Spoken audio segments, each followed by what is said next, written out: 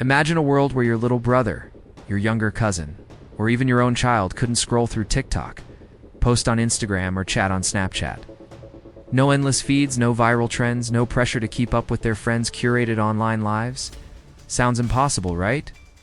Like something out of a futuristic novel? Well, for one country, that future is now. Australia, known for its stunning landscapes and unique wildlife, is embarking on a groundbreaking social experiment. It's one that has the world watching.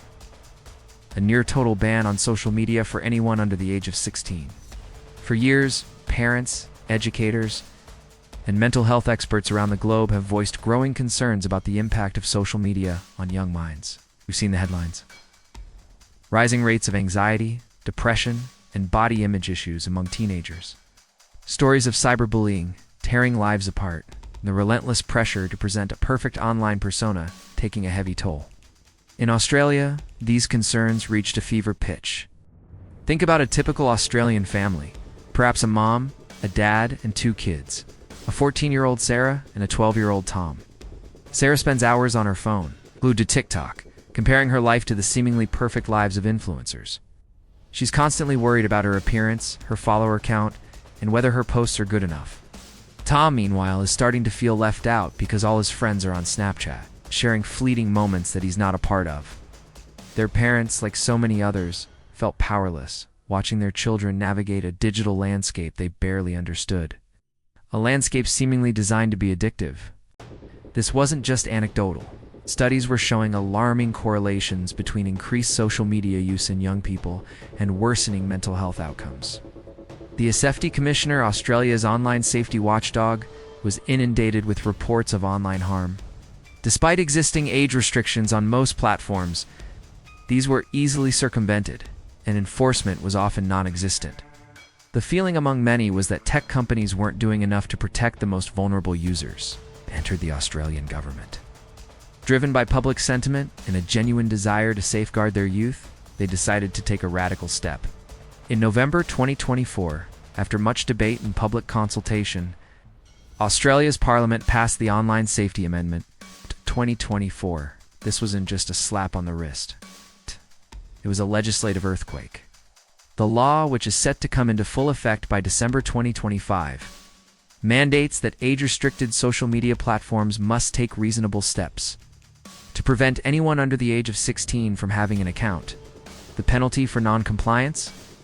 A staggering fine of up to AUD $49.5 million for systemic failures. This applies to major platforms like Facebook, Instagram, TikTok, Snapchat, and X. Interestingly, platforms primarily used for education or health, and messaging apps like WhatsApp, are currently exempt. Wow.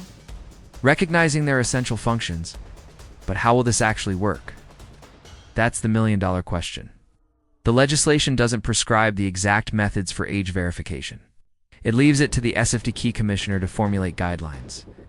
This could involve a range of technologies, from more robust age declaration systems to potentially using hard identifiers like government-issued IDs, or even exploring biometric data, though privacy concerns are significant here. The challenge is immense. How do you verify age without creating a surveillance state? How do you prevent tech-savvy kids from finding workarounds, like using VPNs or creating fake accounts? This ban is a bold declaration, a message from Australia to the global tech industry.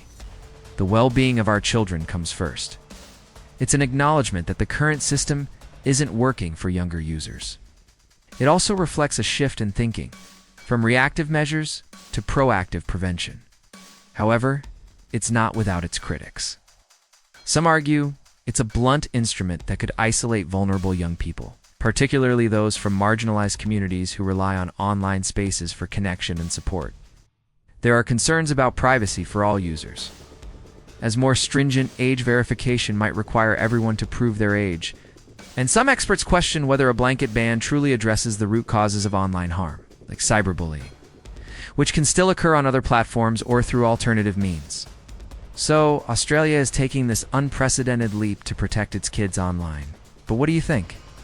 Is banning social media for under 16s a necessary step to safeguard the next generation? Or does it risk unintended consequences and limit crucial avenues for connection and expression. We want to hear your thoughts in the comments below.